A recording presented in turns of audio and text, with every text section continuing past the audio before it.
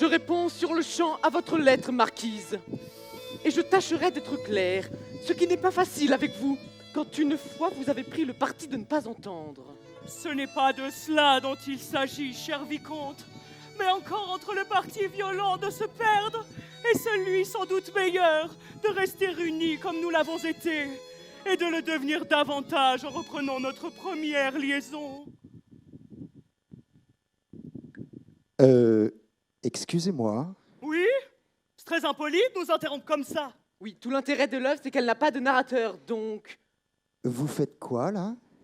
Du shopping? Bah non, nous jouons. Il est complètement con. Non. Non, alors déjà, je vous permets pas. Hein. Et Dosio, c'est quoi ces costumes? Alors si vous êtes choqué par un petit gros mot, vous allez être choqué par la suite. Nous jouons les liaisons dangereuses de Choderlos.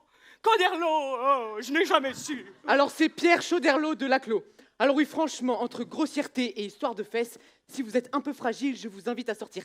D'ailleurs, vous là-bas, sortez. On reprend. Je réponds sur le champ. Non, à votre... non, Putain! Non, on ne reprend pas. C'est une adaptation modernisée des Liaisons dangereuses qu'on présente aujourd'hui, pas l'œuvre originale. En voilà une idée. Bon, d'ailleurs, pour être précis, c'est une adaptation française d'une comédie musicale américaine, adaptée d'une adaptation concert, d'une adaptation cinématographique, d'une adaptation théâtrale du roman épistolaire original. Mais qu'est-ce qu'il dit? C'est le multiverse, votre truc. Et tout se passe de nos jours. Déjà, vos costumes, ils ont 2 siècles de retard. On n'est pas au XVIIIe siècle, donc vous pouvez aller vous changer. Et en plus, c'est pas vous qui jouez Merteuil et Valmont. Et on n'aurait pas pu nous le dire avant.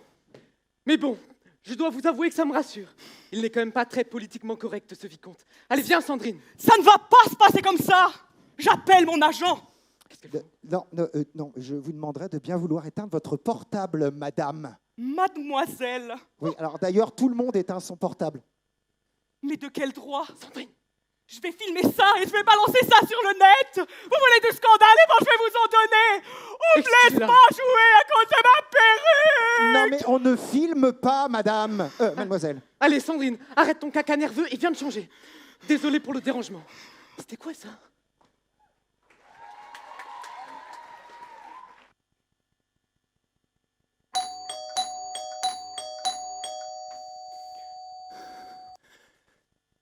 Il faut absolument que je voie Annette. Elle est sortie. Annette! Annette! Qu'est-ce que je te dis, Sébastien? Elle n'est pas là. Où est-elle? Je sais pas, elle avait besoin de prendre l'air. Et tu devrais toi aussi te calmer et respirer un bon coup. Est-ce que tu peux lui donner ça? Qu'est-ce que c'est? Donne-le lui, c'est important. D'accord.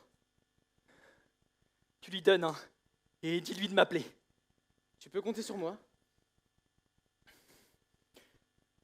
Au fait, Greg, je te présente mes excuses.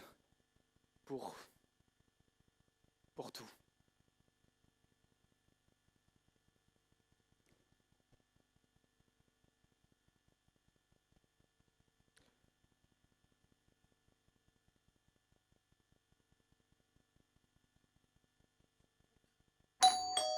C'est pas vrai, je t'ai dit qu'elle n'était pas... Qu'est-ce que tu fous là? Je suis arrivé en ville ce matin et j'avais juste envie de passer une soirée tranquille devant un bon film. Et alors? Nous aurons un capitaine bisexuel, qu'est-ce que ça change? Tu ne vas pas moins bien jouer pour autant? Ah, ne me sors pas la carte du milieu macho, hein. Je te rappelle que je sors avec Sébastien Valmont. Justement, qu'est-ce que va dire ton père? Et Trevor? Trevor s'est réglé, il est au courant. Il était plutôt soulagé. D'ailleurs, il m'a demandé de tes nouvelles. T'es bête. Quoi? Qui t'intéresse pas? À moins que t'aies un petit copain dont tu ne m'aies jamais parlé. Tiens, en parlant de petits copains, voilà Sébastien. Je vous laisse les amoureux. Tu t'en tireras pas comme ça.